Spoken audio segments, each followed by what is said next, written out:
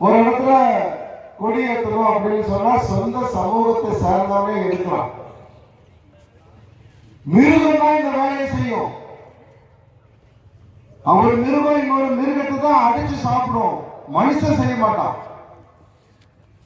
வேற எந்த சமூகமே தமிழகத்துல சொந்த சாதிக்காரனை வெறுக்கிறது இல்ல, சொந்த சமுதாயத்தினுடைய அடையாளங்களை அழிப்பதற்கு முற்படுவதில்லை.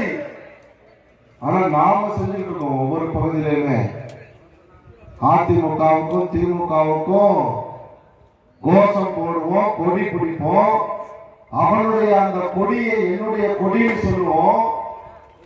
எவ்வளவு மங்களகரமான இந்த கொடி, தமிழர் தேசத்தினுடைய கொடி. இந்த கொடியை ஒரு பகுதியில் ஏற்றும்போது சொந்த சமூகத்தை சேர்ந்தவங்க எடுக்கிறான். இந்த பகுதியில அதுக்கு நாயை கற்பிக்கலாம். காலம்